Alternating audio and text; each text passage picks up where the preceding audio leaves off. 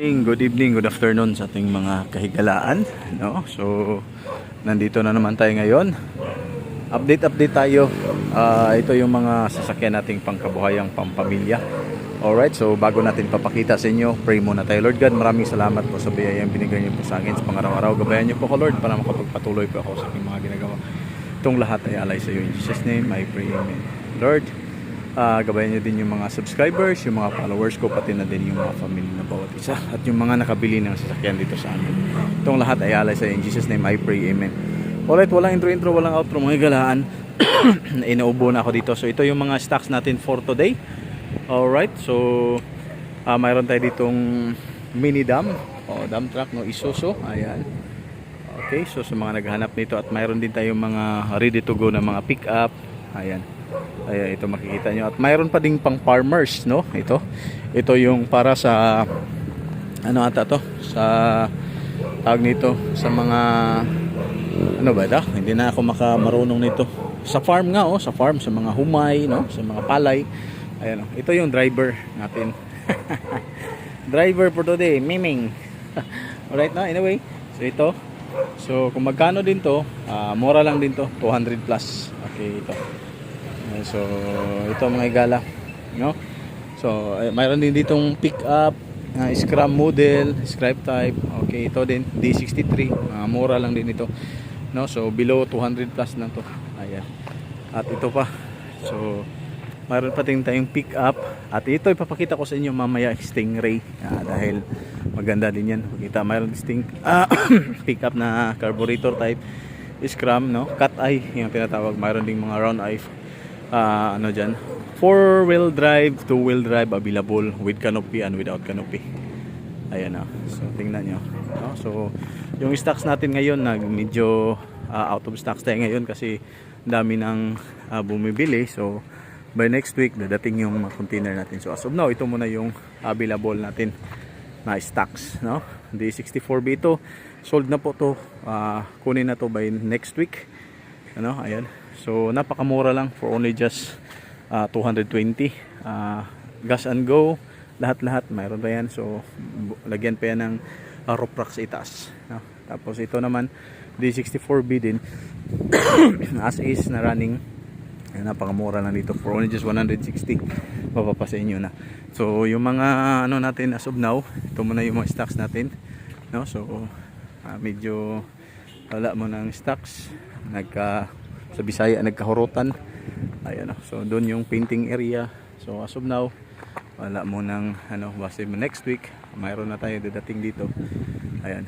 So ito din yung mga sakasakaling may mga kulang na parts dito, kapili na tayo dito ng mga parts just in case, no, di ba? Ayan, may mga mugs, ayan, may mga kung ano-ano pa gusto nyo, ito mga parts available. Ayan, di ba kagandahan? Ayan. So ayan yung kagandahan natin dito. Alright, so pag-usapan natin itong mga kigalaan, Stingray, Suzuki Stingray. Marami na to sa market ngayon. At syempre, marami na ding gumagamit nito. Tested and proven natin. Ika nga. So mayroon ding palit nito. Yung kaiba din ganitong design. Pero kung hanap nyo ay medyo maganda. Maganda naman yung palit. Pero ito, medyo modelo. Tingnan nyo, para siyang maliit na Avanza dati or Innova. Tingnan nyo, kung I'm not mistaken lang, no?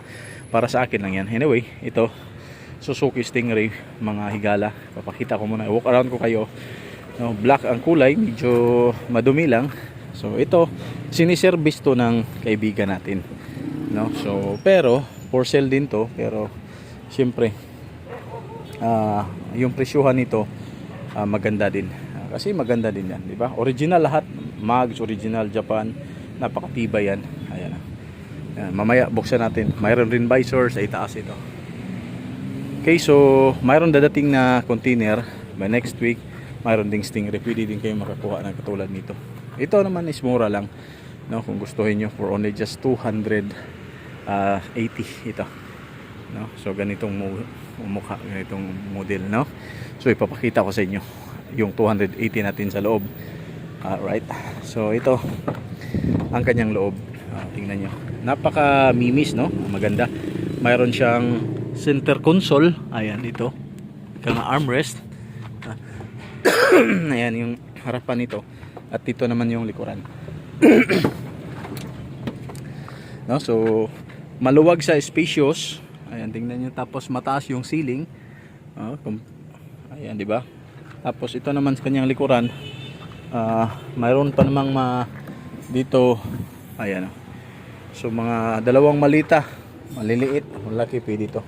Lagyan pa niyo. So ito, ang kagandahan lang nito, yung aircon nito. So talaga namang, kasi sa liit ng cabin niya, so yung aircon niya, madali lang mag-circulate yung lamig. Kaya lumamig, mapapalamig mo pati dito sa second row, no? Ang kagandahan niya, yan, no?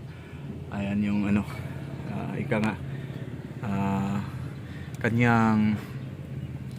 kanyang buong kalooban. Ayan. So paandarin natin.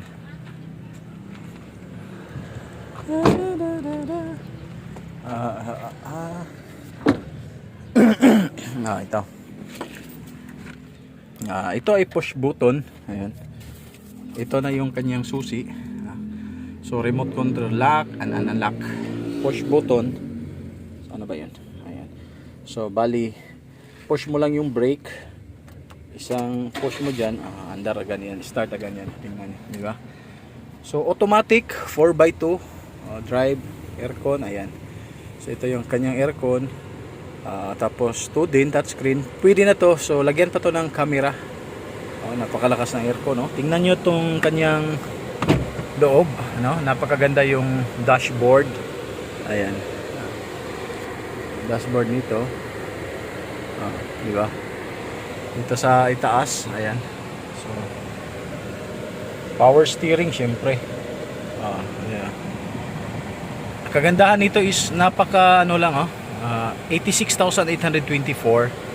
So low mileage talaga, Stingray. So again, ito, kung hanap nyo yung pangkabuhayang, pangnegosyo, at syempre pang personal, pang service, ito maganda.